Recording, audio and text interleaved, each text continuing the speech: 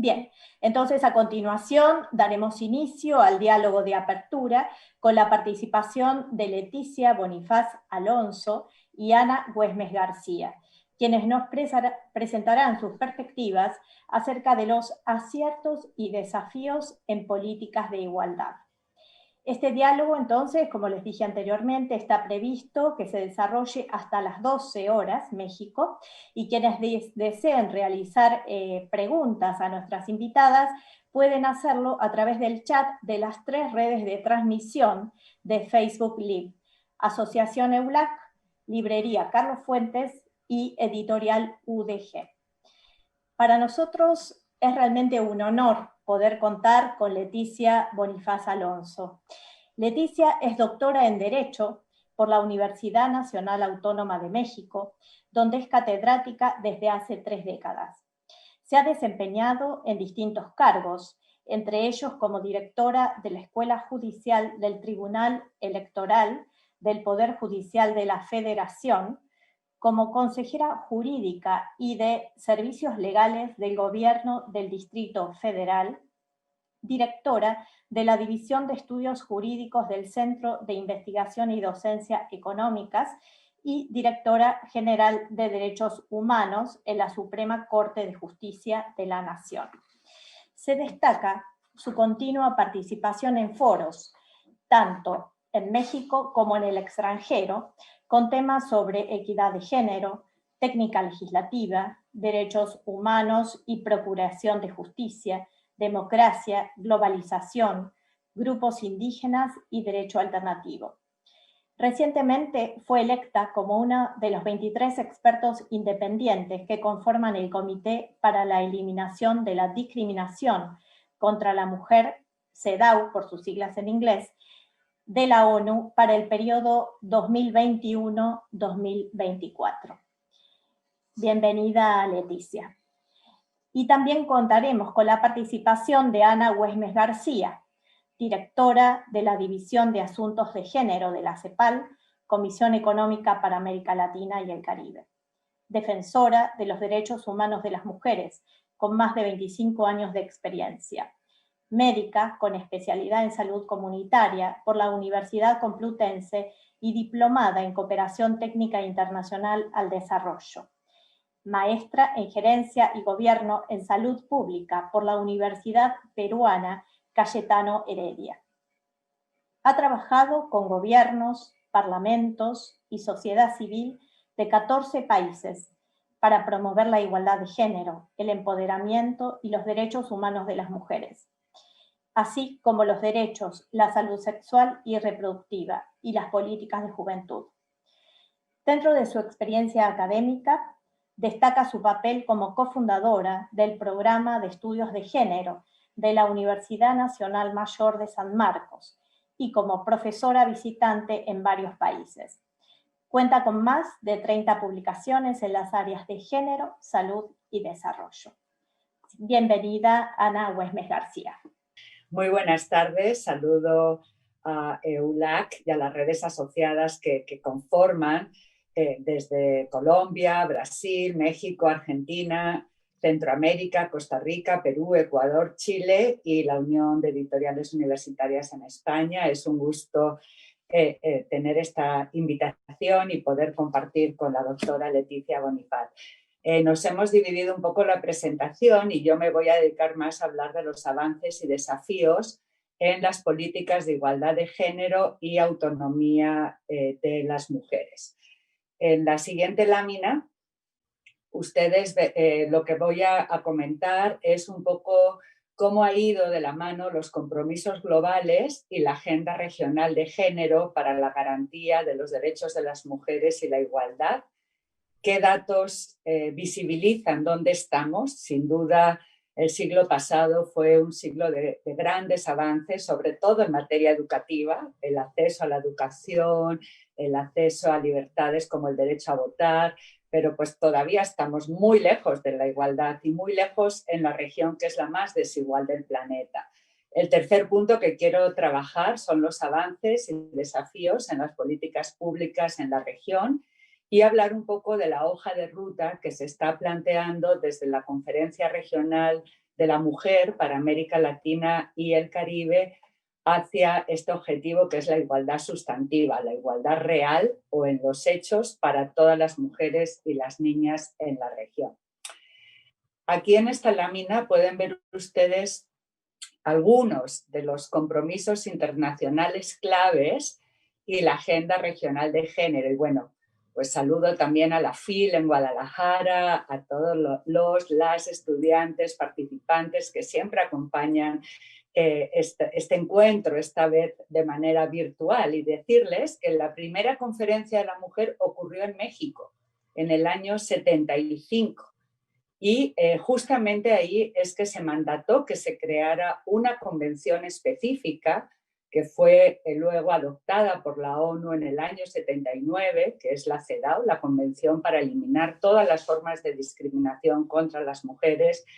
Bueno, quiero decir que me siento además súper honrada de compartir esta conversación con Leticia Bonifaz, una querida amiga, una querida maestra, defensora de los derechos humanos y ahora una experta del comité de la CEDAW, una experta mexicana del comité de la CEDAW.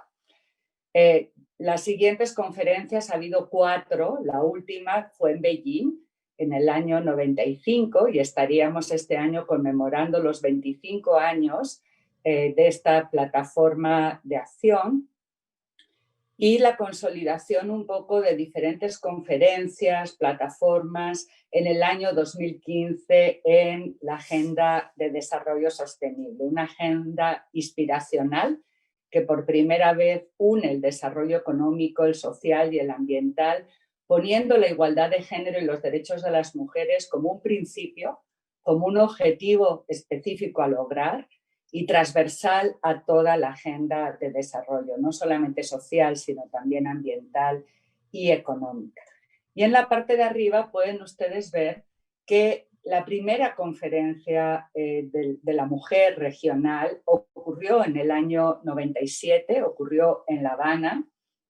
La última ha ocurrido este año en Santiago, en Chile, y ahí ha habido toda una serie desde entonces ininterrumpidas, 4 décadas de trabajo continuado donde se reúnen los estados, pero además es un órgano subsidiario de la CEPAL, de la Comisión Económica para América Latina y el Caribe, y una peculiaridad que tiene esta región es que llevamos 4 décadas generando esta agenda regional de género con un aporte central del movimiento de mujeres y feminista de la región, y de alguna manera ha sido una región que ha aportado muchísimo a compromisos globales, a visibilizar la economía del cuidado, a visibilizar la violencia. Esta es la región que tuvo un primer tratado internacional en el año 94, la Convención de Belém do Pará, para prevenir, sancionar y eliminar todas las formas de violencia contra las mujeres,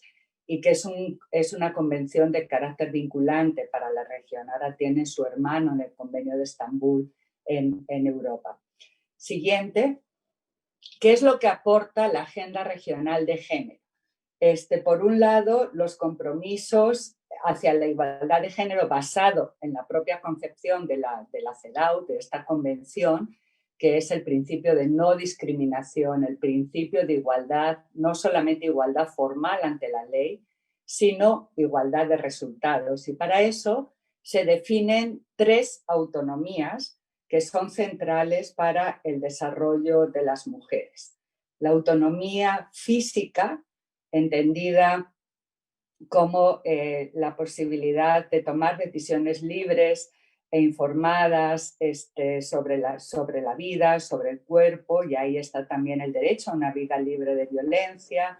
La autonomía económica, definida también como la posibilidad de tener ingresos propios, tener trabajo de calidad, y además pone en la dimensión económica una dimensión que había estado muy invisible, ahora muy visible con la pandemia, que es la dimensión del cuidado, la dimensión de ese trabajo invisible que realizan mayoritariamente los hogares y las mujeres al centro. Y la autonomía en la toma de decisiones, el poder decidir en todos los ámbitos, en la política, en la academia, en las universidades, en las empresas, etcétera, ¿no? Esta agenda y estas esferas acumularon a lo que fue esta agenda de desarrollo sostenible y las diferentes conferencias de la mujer con una visión integral de derechos civiles y políticos, ambientales, sexuales y reproductivos, tan importante para las mujeres y las niñas, a una vida libre de violencia. Y son derechos integrales, interrelacionados, pero un aporte muy importante que ha hecho esta región también a la discusión global ha sido la interseccionalidad. No podemos hablar de mujer en singular, hablamos de mujeres, hay que mirar qué está pasando con las mujeres indígenas, con las mujeres rurales, con las mujeres viviendo con discapacidad. Mañana específicamente se conmemora el Día de las Personas con Discapacidad. Qué está pasando con la diversidad sexual. Es decir, hay que mirar a las personas en el centro, no dejar a nadie atrás, eso es lo que plantea Naciones Unidas. Siguiente, los nudos estructurales de la desigualdad. Estos son los 4 nudos que se establecen realmente en la región: desigualdad socioeconómica, patrones socioculturales discriminatorios y violentos, la violencia como la visión más extrema de la discriminación y de la desigualdad, pero además una cultura de privilegio muy asentada en la región. Esto lo establece la CEPAL, que se establece y se ve en el machismo, pero también se ve en el racismo, también se ve en el odio al otro, ¿no? Entonces, con una concentración de poder muy grande y una división sexual del trabajo injusta y la organización social del cuidado. Estos nudos se manifiestan en mayor proporción de mujeres en pobreza, menos remuneraciones, brecha salarial, peor calidad de empleo. Ahora algo que estamos viendo, y bueno, seguro que ustedes desde las universidades lo están viendo muchísimo, las mujeres tienen menos contacto con la tecnología, con la innovación, el acceso al crédito y los recursos, sobrecarga de trabajo no remunerado y de cuidados, persiste la violencia y los feminicidios y definitivamente falta de autonomía física, económica y la toma de decisiones. ¿Qué es lo que estamos diciendo? ¿Ha habido cambios? Sí. Hemos recibido el legado de nuestras abuelas, de la segunda, de la tercera ola del feminismo, pero ahora mismo necesitamos ir más rápido. Las mujeres ya no pueden esperar más y esto es lo que nos están diciendo las mujeres jóvenes, pero también los hombres jóvenes se están sumando a esta idea de que la igualdad nos va bien porque es una propuesta civilizatoria, es una propuesta de un modelo de desarrollo diferente. Siguiente. Estas láminas os las vamos a pasar después, pero os las queríamos traer para traer un poco los datos que estamos trabajando desde la CEPAL. Las mujeres participan menos en el mercado laboral. A pesar de los avances, estamos hablando prácticamente de las mujeres, la mitad de las mujeres no está participando en el mercado laboral. En el caso de los hombres es 74%, en el caso de las mujeres 51%. Y estamos viendo además un profundo incremento y sobre todo en este año mucho mayor de elementos como desempleo. Ya he hablado también de brecha salarial, entonces no me voy a detener más por ahora, luego en las preguntas tal vez. Siguiente, este es un elemento clave que hemos levantado desde la región, el tiempo. No solamente hablemos de los ingresos, hablemos del tiempo. Las mujeres dedican más de 3 veces más que los hombres al trabajo no remunerado, a cuidar, a hacer el trabajo doméstico. Las mujeres cuidamos y descuidamos nuestras oportunidades y aquí tienen ustedes los datos de la región. Casi 1/3 del tiempo dedicado al trabajo doméstico. Mientras cuidamos, descuidamos muchas oportunidades y esto es lo que hemos llamado una división sexual del trabajo injusta, persistente y que tenemos que cambiar. Siguiente, este es un elemento que queríamos traerles porque las mujeres están subrepresentadas en la ciencia, en la tecnología, en la ingeniería y las matemáticas.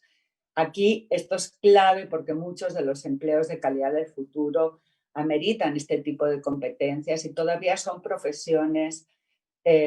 Primero, tenemos pocos egresados y egresadas en general en América Latina y el Caribe, pero además tenemos pocas mujeres. Entonces, esta es una reflexión y además se construyen estereotipos que les dicen a las niñas desde muy pequeñitas, las matemáticas no son para niñas, ¿no? Entonces, bueno, este tipo de cosas son las que tenemos que cambiar. Siguiente.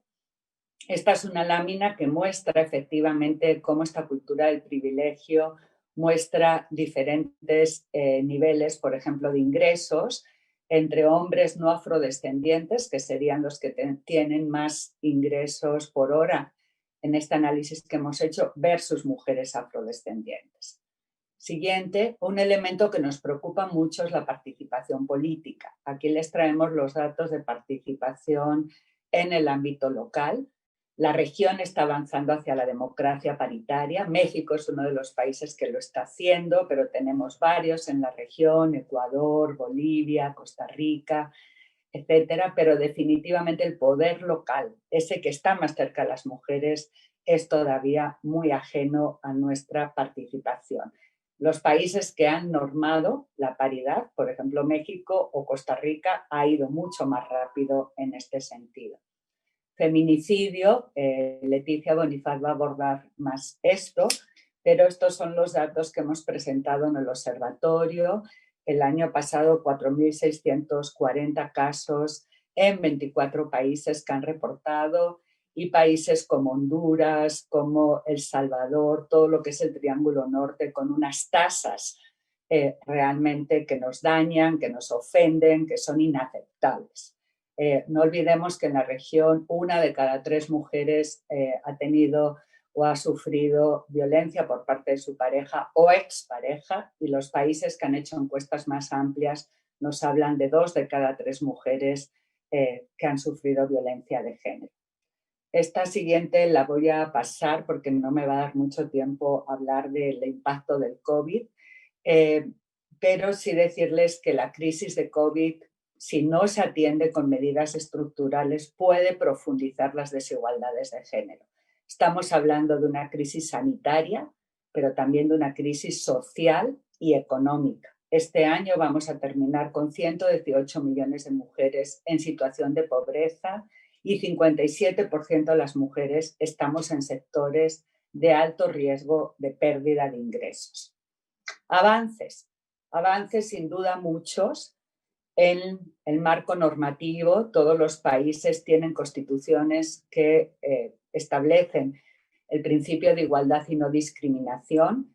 14 países tienen mecanismos para el avance de las mujeres, institutos, ministerios, con un nivel jerárquico alto. 18 han tipificado el femicidio agravado. 19 países de América Latina han hecho algún tipo de estudios de uso del tiempo, encuestas de uso del tiempo, pero definitivamente donde menos avances hemos tenido es en el dinero, en el financiamiento. Hay grandes expectativas con muy pocos fondos. Yo siempre digo que las mujeres nos dicen que hacemos mucho con poco, y yo creo que ya es tiempo de hacer menos con más. Necesitamos una inversión sin precedentes para que la igualdad no tarde 100 años, sino que la podamos tener lo antes posible. El enfoque interseccional e intercultural en las políticas y la cooperación regional.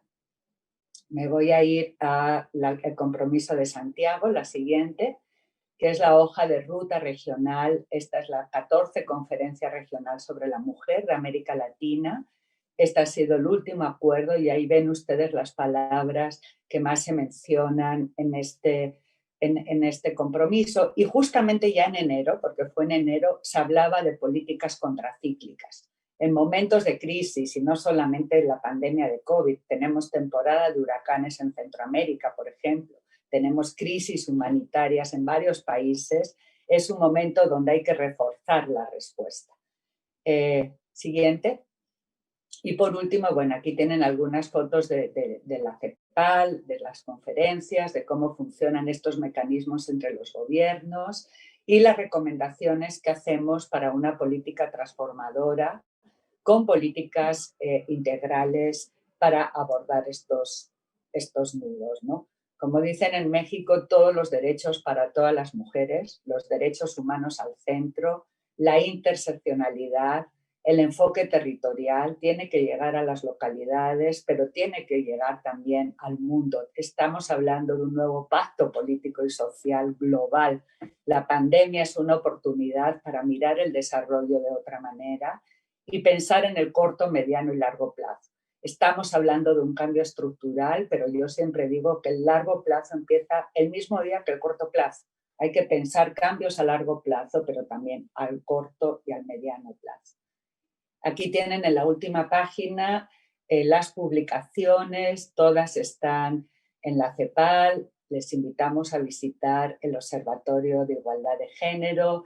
Hemos hecho también un observatorio COVID-19 donde habla de qué medidas están implementando los países para responder a la pandemia desde una perspectiva de proteger los derechos de las mujeres y reducir desigualdades. Y ahí las últimas publicaciones que hemos desarrollado para que puedan visitar.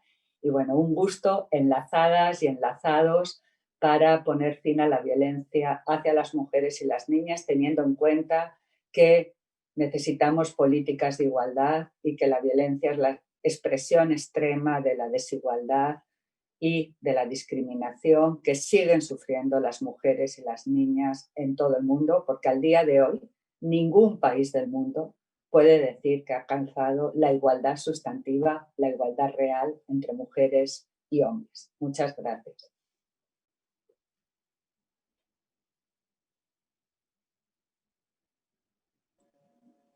Muchas gracias, Ana.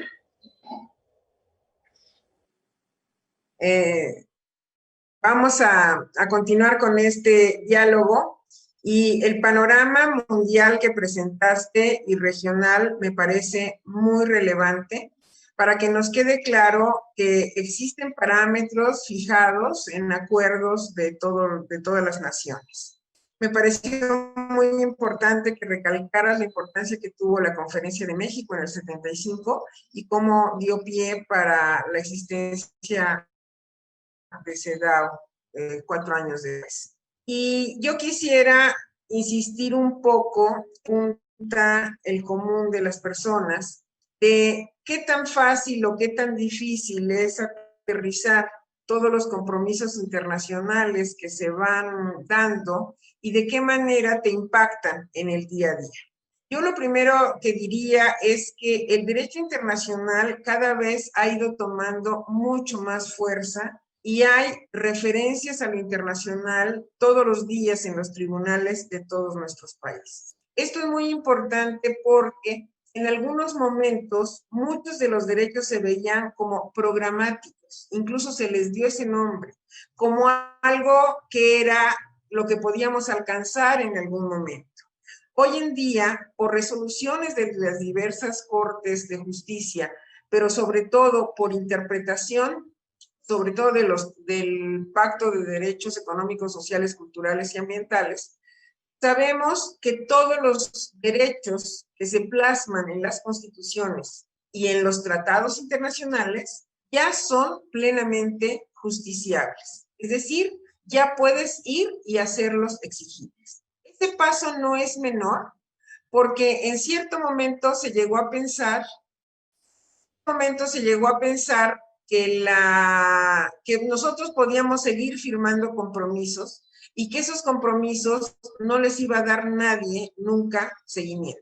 Y hoy sabemos que ya no es así, porque el seguimiento que se le da por las distintas agencias y comités de Naciones Unidas es un seguimiento permanente y puntual con las recomendaciones. En ese sentido, yo creo que es muy importante mostrar cómo esto que Ana planteó a nivel internacional, sobre todo con esta claridad de no dejar a nadie atrás y no dejar a nadie afuera, tiene que verse con qué pasa en el día a día de las mujeres, cómo encuentran ellas el respaldo para el acceso a la justicia, cómo encuentran las políticas públicas idóneas para que reciban beneficios que van a compensar las desigualdades estructurales que se han venido dando por años. Entonces yo empezaría diciéndoles que después de los grandes encuentros internacionales, de las convenciones, de los tratados, de las recomendaciones, México avanzó fundamentalmente con su ley para prevenir la violencia contra las mujeres, para evitar todas las formas de violencia, y fue muy importante no solo el contenido de la CEDAW, sino en especial la de Belém do Pará, que para América Latina es fundamental. Ana lo ponía allí en su línea del tiempo. Y entonces, parte de lo fundamental es identificar las violencias, porque muchas veces ni siquiera se tenía la claridad de dónde estaba la violencia, porque se tenía totalmente normalizada. En cierto momento se pensó que la violencia solo eran los golpes, que solo era la violencia física, pero sabemos hoy que hay que hablar necesariamente de la violencia psicológica. Esta violencia que puede pasar desapercibida porque la mayoría de las veces va en ascenso paulatino hasta que se afecta terriblemente la propia autoestima de la mujer y que cuando ella quiere reaccionar ya no tiene cómo porque le estuvieron diciendo sistemáticamente que era inútil, que no entendía, que no podía, que no era para ella, etcétera, etcétera. Se vio también ya en la ley que aterriza los tratados internacionales que existe la violencia patrimonial. ¿Cuántas veces las mujeres no tienen nada a su nombre? Nada, ni la casa, ni el coche, ni nada, absolutamente. Y esta violencia económica que se ve en cómo se le restringe el gasto o cómo se le pide que rinda cuentas con estos roles del proveedor y de la mujer que administra el gasto. Recientemente en México ha estado en discusión, está en este momento la ley Olimpia que habla de la violencia digital y hace unos meses se logró que estuviera en la Constitución expresamente la violencia que se ejerce en razón de género en la política, porque estas cuestiones se daban, pero no tenían regulación alguna, y hoy México ha logrado esos pasos en parte porque, como dijo Ana, somos ejemplo de avance en la paridad, porque tenemos hoy la legislatura que se llama de la paridad, con una integración tanto en la Cámara de Diputados como en la Cámara de Senadores paritaria, que está provocando que las leyes que tienen los temas que interesan particularmente a las mujeres avancen. Avanzó la paridad en todo, avanzó los temas de violencia política en razón de género, avanzó ya la ley Olimpia, está avanzando la reforma al cuarto constitucional en temas de cuidados, y eso no hubiera sido posible si no están allí mujeres que, como dice Malú Micher, son insistencialistas.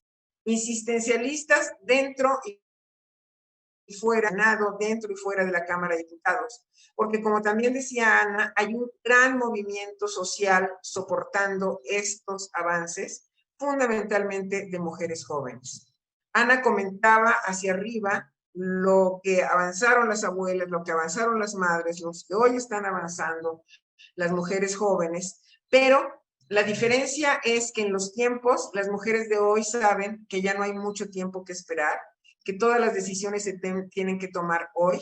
Me gustó cuando Ana dice el corto plazo y el largo plazo empieza de todas maneras hoy. Y sí, hay que mirar hacia lejos, pero hay que ver también en el corto plazo qué se hace.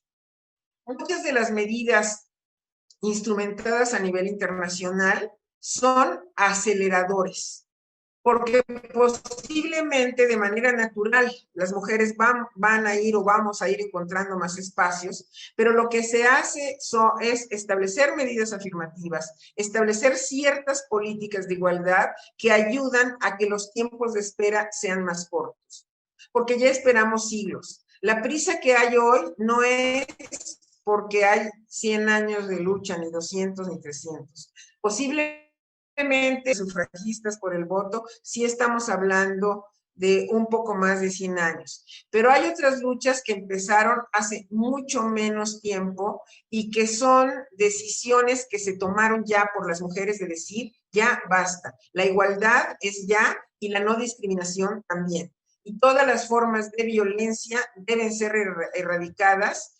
Y me gustó también que Ana insistió mucho en la interseccionalidad. Porque así como los derechos humanos fueron pensados en cierto momento por hombres privilegiados, dueños de tierras, heterosexuales, sin ninguna discapacidad, etcétera, etcétera, hoy sabemos que en la agenda están las mujeres, pero que si vemos hacia la realidad de las mujeres indígenas, ahí damos un salto gravísimo en donde la desigualdad está reforzada, porque muchas de las mujeres indígenas sufren una doble o triple discriminación por ser mujeres, por ser pobres, por ser indígenas. Y si a eso le sumamos una discapacidad o por su edad, una persona mayor, o por su orientación sexual o identidad de género, se van sumando todas las intersecciones hasta que nosotros estamos obligados a ver con los lentes más amplios de la perspectiva de género dónde se siguen dando estas desigualdades. Para aterrizar el tema de cómo impacta lo internacional en lo local, yo les había dicho que una de las tareas es justamente la que va acompañando el acceso a la justicia. Porque el acceso a la justicia es clave, porque si no puedes tú acudir a un órgano jurisdiccional que atienda tu caso, pues tu derecho está negado. Se le llaman derechos nugatorios. Y a eso voy. ¿Cuántas mujeres hoy que saben que tienen derechos son debidamente atendidas con una llamada a la policía, con una presentación de una denuncia ante un ministerio público, una fiscalía, con una posibilidad de buscar de inmediato una orden de protección? ¿Cómo hacer que todos los compromisos internacionales no solo sean conocidos por las titulares de los derechos, sino por todos los operadores jurídicos? Se ha avanzado, pero no suficiente, porque hay muchos operadores jurídicos que siguen sin identificar cuáles son esos prejuicios, estereotipos que hacen que no se administre una justicia plena y que muchas veces, muchos de los casos queden en la impunidad. Y sabemos que hay violencias desde el piropo hasta el feminicidio y que lo más delicado es que en toda América Latina, yo creo que no hay país que se salve, están los movimientos de ni una más o ni una menos, como lo quieran ver, en todos los casos diciendo que no haya más feminicidios.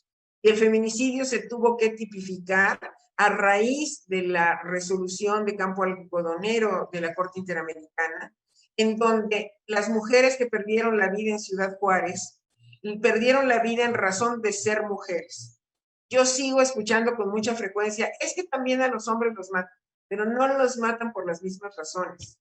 Pero los hombres nunca son exhibidos en lugar público después de actos de violencia sexual previos o posteriores a la muerte. Los feminicidios tienen un tinte y un toque diferenciado, que es lo que tenemos que ver y que hasta ahorita muchos operadores no ven.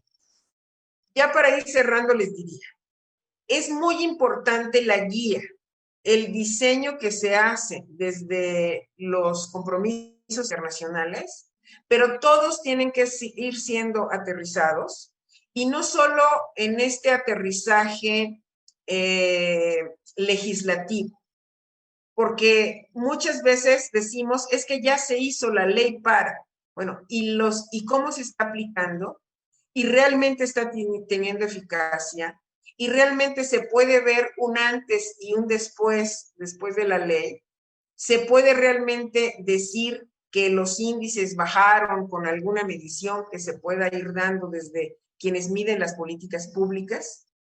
Yo creo que hoy para toda América Latina, mucho de nuestro problema sigue siendo la impunidad, que no se terminan con sentencias en donde los agresores sepan que van a tener consecuencias las acciones de violencia contra las mujeres en el nivel que sea, y por ahí tendría que seguir siendo nuestra tarea y nuestro camino. Yo le dejaría hasta aquí, no sé si sigue una reacción de Ana o ya algunas preguntas del público.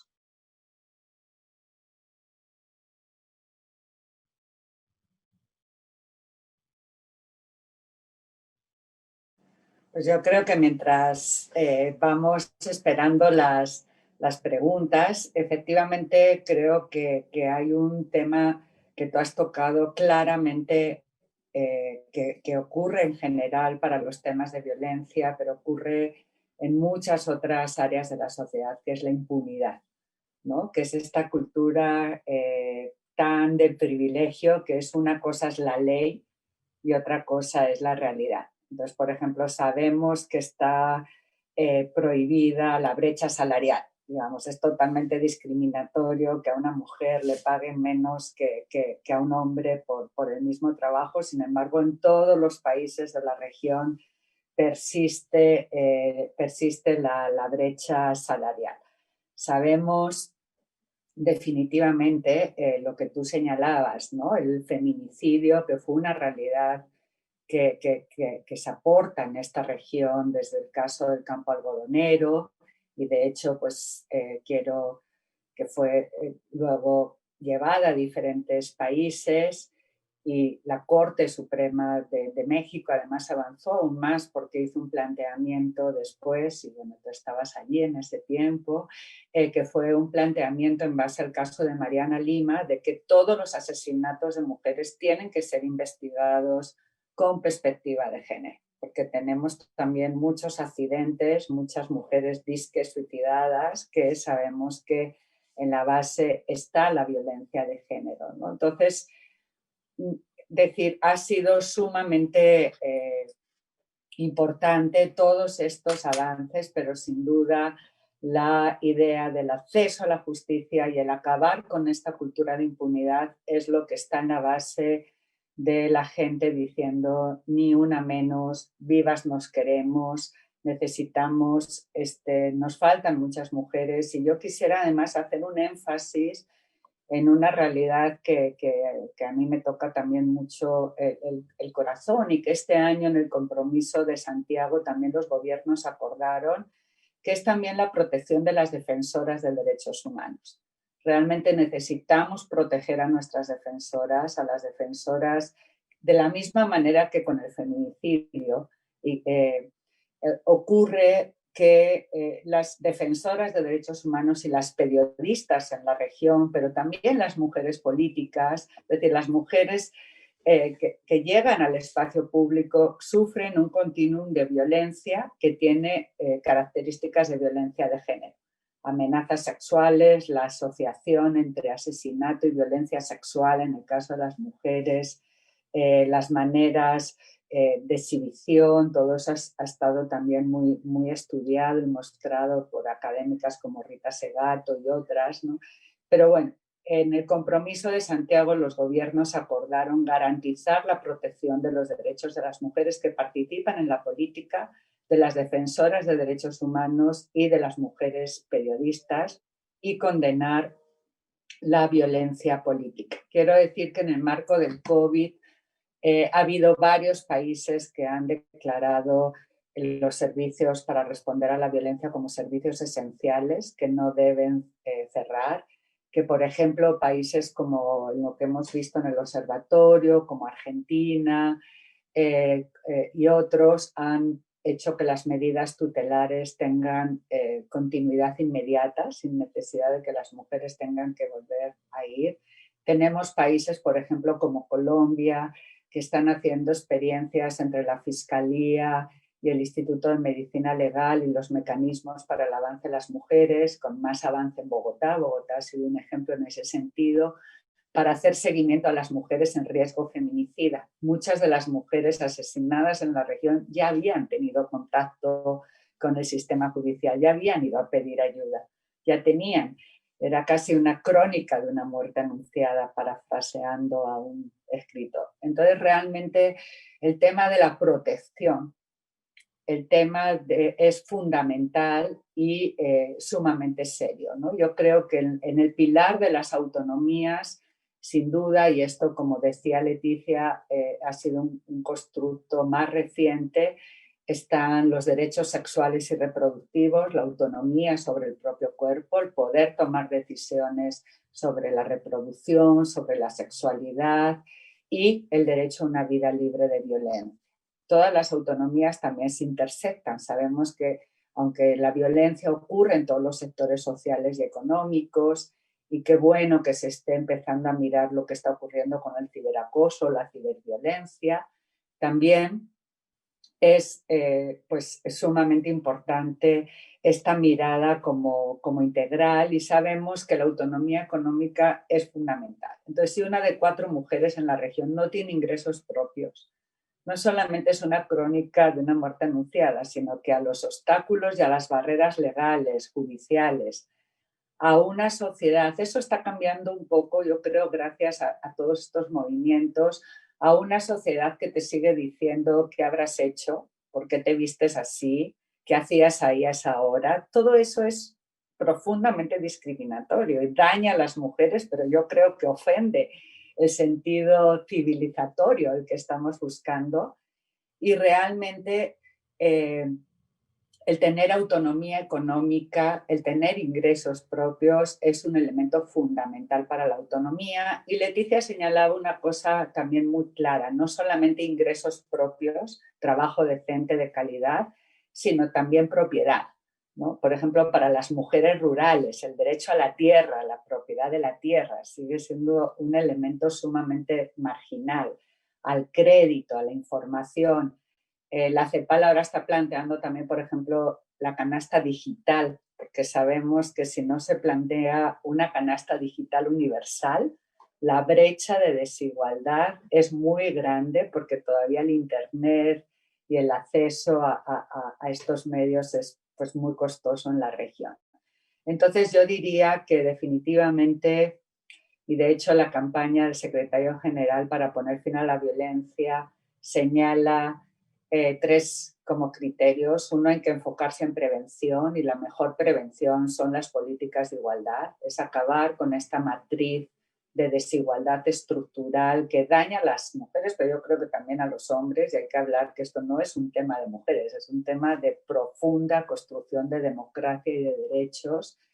La segunda es responsabilidad de todos y todas. Esto no lo va a resolver un gobierno, necesitamos que se sume el poder judicial, que se sume el sector privado, las universidades. Las universidades en los últimos años están empezando a regular y a reglamentar, por ejemplo, protocolos para que las universidades, los espacios educativos estén libres de violencia y libres de acoso.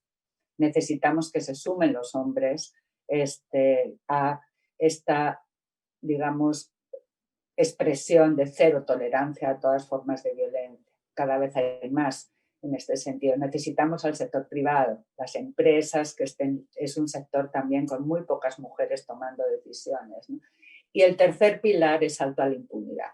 Definitivamente yo creo que, y lo hemos conversado contigo, Leticia, también en varias conversaciones en otros tiempos, no solamente la impunidad judicial, que sin duda es la que el Estado tiene que atajar, pero también la impunidad social. Es esta idea de que la violencia no tiene que ver conmigo, de que no es mi problema, de que yo no me meto, ¿no? Porque tenemos mucha evidencia de que justamente hay que meterse, de que cuando la mujer se sienta arropada, cuando hay un acompañamiento social, cuando la familia, los amigos, etcétera, están alrededor, es mucho más fácil. Si hay redes de apoyo sociales, desde luego el movimiento de mujeres es clave. Y quiero contarles que este año además se conmemoran los 60 años del asesinato de las hermanas Mirabal, Patria, Minerva y María Teresa por la dictadura de Trujillo, un brutal asesinato con tortura, con violencia sexual, y fue el movimiento feminista de América Latina y el Caribe el que propuso conmemorar el 25 de diciembre como el Día Internacional para eliminar la violencia hacia las mujeres, que luego se ha convertido en un día de las Naciones Unidas, ¿no? Entonces creo que este es sumamente importante. Yo quiero hablar también de la cuarta hermana de Dedé, que ya murió, pero Dedé fue la que se quedó cuidando a todos los hijos e hijas de sus hermanas, fue la que cuidó la memoria, fue la que generó el Museo de las Mirabal. Y creo que esta idea, un poco que también las feministas y que el movimiento ha aportado, de que cuando dañan a una, nos dañan a todas, porque están generando un contexto de impunidad social, también me parece muy interesante. No sé cómo lo ves tú. Totalmente de acuerdo, totalmente de acuerdo. Acabamos de conmemorar los 60 años de la muerte de las hermanas Mirabal en condiciones terribles y ya estoy pudiendo ver algunos comentarios aquí en el chat y me parece muy relevante las personas que dicen que si, que con los niños y las niñas. Entonces, con las niñas y los niños yo creo que sí son factores de cambio. Es más, los jóvenes de hoy ya tuvieron una formación distinta y por eso están reaccionando distinto. Por eso, un niño hoy, al que no le hablan con lenguaje incluyente, sencillamente pregunta, ¿y las niñas qué? Porque ya sabe que tenemos que estar nombradas y visibilizadas. Con el tema de la niñez, yo diría que las niñas también habían estado fuera de la vista cuando también las niñas sufren violencia, cuando también las niñas sufren discriminación. Y la pandemia ha mostrado en las tareas de cuidado cómo aquí se puede hacer la gran transformación. Si estamos todos confinados de alguna manera en la casa, cómo las tareas de cuidado deben ser compartidas y no hay que notar si es niño para hacer las tareas domésticas, porque todo ya debe fomentarse como una obligación. La pandemia podría, entre sus cosas negativas, dar hoy esa gran oportunidad de cambiar los roles. Por el otro lado, alguien dice que por qué todo en ley, si no también debería de pensarse en las políticas públicas y otras formas. La ley entra para hacer obligatorias ciertas cuestiones. Por supuesto que la ley no resuelve todo y fue parte de lo que yo comenté, de que muchas veces ya no nos dan por bueno ante un informe ante Naciones Unidas decir que legislamos sobre algo, porque nos dicen, bueno, ¿y cómo se está transformando realmente la realidad? Porque el impacto de una ley, si se mide, pues no siempre tiene ni la prontitud ni la profundidad que debiera. Entonces, la apuesta a la educación ha estado siempre, pero la apuesta a la educación es tardada. La primera vez que yo leí este planteamiento del cambio educativo para las mujeres, pues es del Congreso Feminista de 1916 en Yucatán. Y allí se decía no solo que las mujeres necesitaban educación, sino que tenía que darse una educación diferenciada, porque sistemáticamente se sigue considerando que la mujer no está capacitada para muchas cosas, cuando ya son años en donde los mejores promedios de las universidades son de mujeres y donde las mujeres tienen verdaderas formas ya comprobadísimas de un desarrollo completamente, ¿qué les diré? Pues no se puede decir que inferior. Pero en fin, yo siento que esta parte que hemos estado comentando, me preguntan si la muerte de una niña también es considerada feminicidio. Sí, toda la muerte de cualquier mujer, independientemente de la edad, siempre y cuando se den las condiciones que los códigos penales determinan, que haya habido saña, que haya sido abandonada en un espacio público, que haya habido violencia sexual, en fin. Cada estado de la República tiene los requisitos y también una niña puede ser víctima de feminicidio y desafortunadamente hay feminicidios de niñas en toda nuestra América Latina.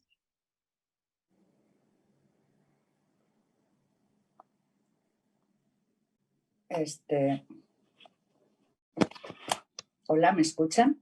Sí. Ah, ya, es que es entre tener abierto el chat, la computadora y tal. Vamos a colgar la presentación que hemos compartido el día de hoy en el Observatorio de Género de la CEPAL. Ustedes pueden acceder a ella desde el día de mañana. Decirles que desde las Naciones Unidas estamos llamando a la violencia hacia las mujeres y las niñas como la pandemia en la sombra. Ocurre en todos los países, ocurre en todos los estratos sociales, ocurre en muchos espacios. El más doloroso es en los hogares y el más frecuente muchas veces, pero ocurre en las calles, ocurre en los espacios de trabajo, ocurre en las universidades, ocurre en el ciberespacio y eso lo avanzó muy bien la región. De hecho, bueno, por ejemplo, en la CEDAW, cuando se hizo la CEDAW en el año 79, no se logró todavía, a pesar de que hubo varias propuestas incluir con claridad la violencia hacia las mujeres y las niñas. Habló de discriminación. Luego tendría que ser mucho después y por eso fue tan importante este marco convencional de América Latina y el Caribe para tratarlo. Pero es una pandemia, o sea, tiene un carácter así como el COVID, todo uno dice, bueno, causa más muerte y discapacidad que el cáncer, que todos, la tuberculosis, la malaria juntos, ¿no? Sin embargo, si uno mira cuánto ocupa en los medios de comunicación la pandemia del COVID versus cuánto ha ocupado en los medios de comunicación la pandemia de la violencia, pues realmente nos da un elemento de lo que estaba diciendo Nancy, cómo logramos que las leyes tengan un peso suficiente, que realmente se considere, es muy complicado, toda esta ruta de crítica cuando las mujeres buscan apoyo, que sabemos que ocurre, y esto pasa por una matriz social, cultural de cero tolerancia. Por eso estamos hablando de una pandemia en la sombra. Hay que sacarla de la sombra, hay que ponerla, se está haciendo, pero necesitamos ir mucho más rápido porque además esta es la región que concentra las muertes, los asesinatos de mujeres por razones de género. Y este año la campaña Únete, que es la campaña de las Naciones Unidas para poner fin a la violencia hacia las mujeres y las niñas, se centra en 4 elementos, que son los cómo. El primero es financiar, que ya decía yo, necesitamos mucho más financiamiento para las políticas de igualdad, para las políticas, para los servicios esenciales, para la respuesta. Lo segundo, responder.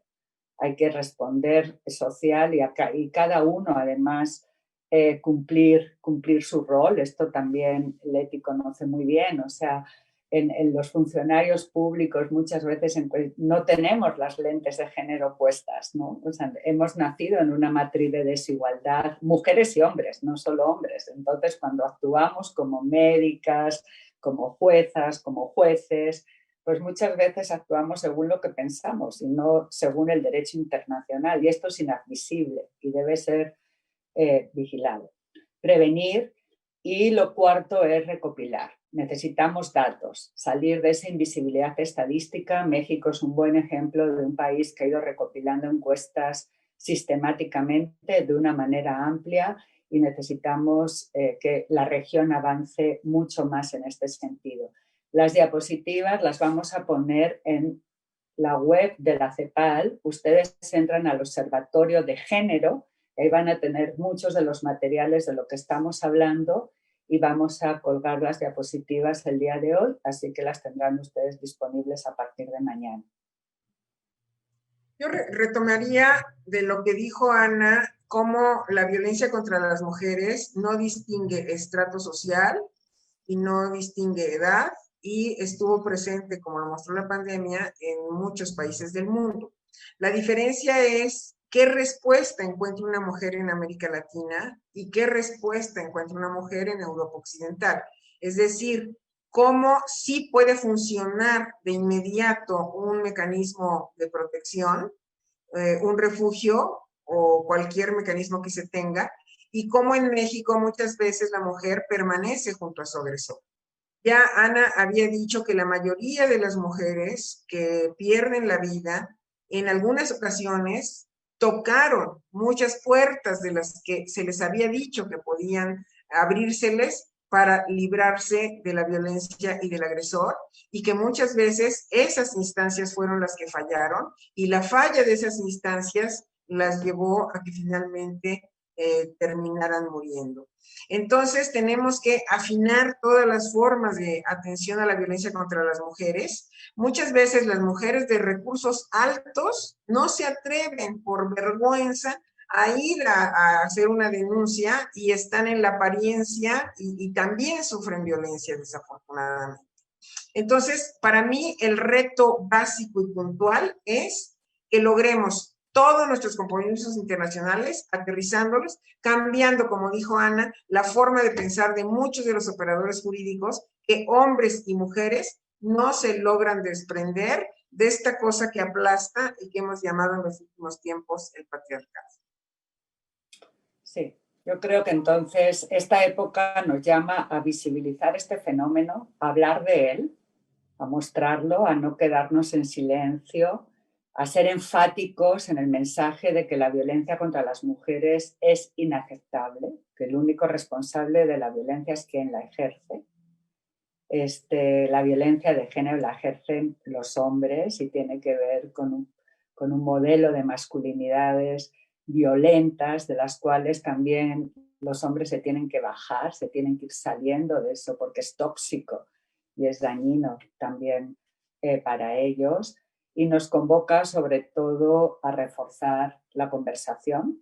Hay que hablar como estamos haciendo hoy, nos convoca a tomar acción en nuestra vida cotidiana, realmente para que este futuro de todas las niñas y mujeres libres de violencia y discriminación esté más cerca que nunca. Pero, como señalábamos, en un marco de políticas y de leyes y de cultura ciudadana que ponga la igualdad, ¿no? Y el cuidado, ¿no? Nosotras ahora estamos hablando mucho de cómo esta crisis es una oportunidad real de poner el cuidado como un bien público, como un derecho de toda la sociedad, el cuidado del planeta, el cuidado de las personas.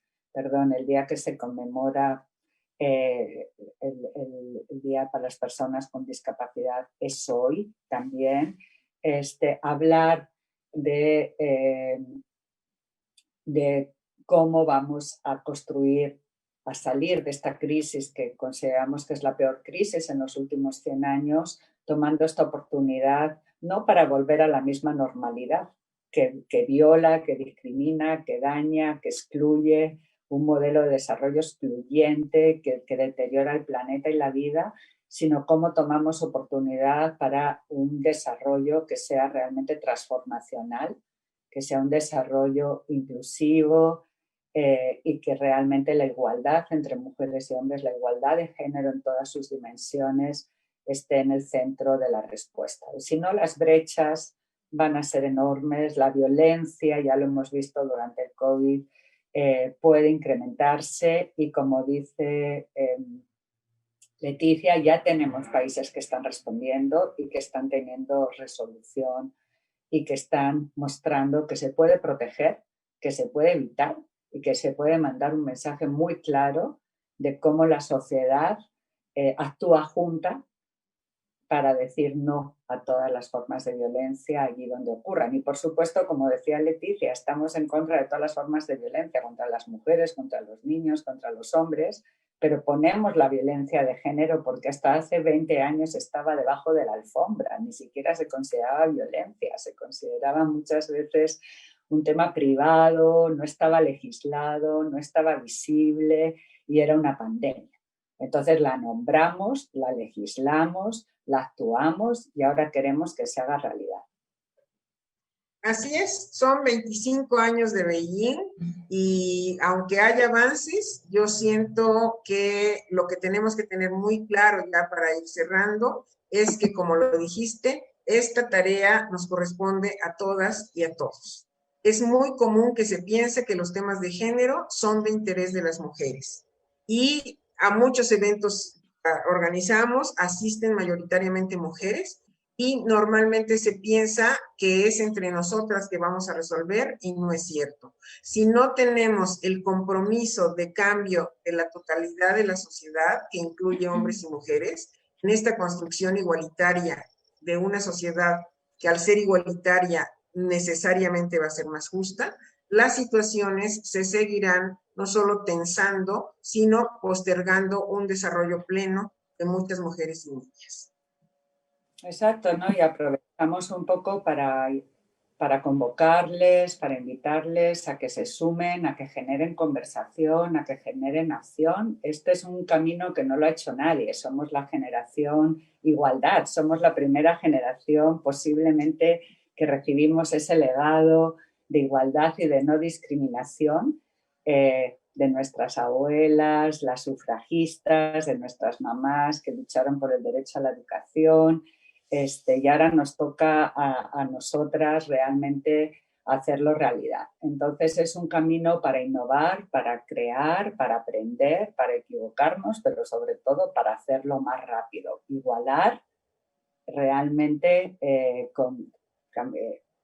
desarrollando este camino que es difícil, pero sin duda cuando uno llega a esta agenda, como hemos llegado Leticia, como he llegado yo creo que es una forma de vivir individualmente, y como decía Simone de Beauvoir, el feminismo es una forma de vivir individualmente y de luchar colectivamente. Entonces os invitamos a vivir esta experiencia que es libertaria, que es transformadora de la vida, de las relaciones y ojalá más pronto del mundo, ¿no? Bueno, quería agradecer profundamente a Ana Güemes, a Leticia Bonifaz por esta invitación que ha sido, este diálogo ha sido una invitación, ¿no es cierto?, a la reflexión que vamos a continuar, no solo en los paneles que nos tocan en el día de hoy, sino mañana, sino continuar también desde las editoriales universitarias e ir trabajando sobre este tema. Así que bueno, infinitamente agradecidas, y invitamos también al público a que nos acompañe en el panel siguiente, que es el panel 1, es una lucha común contra las violencias de género. Los esperamos después de la cortina.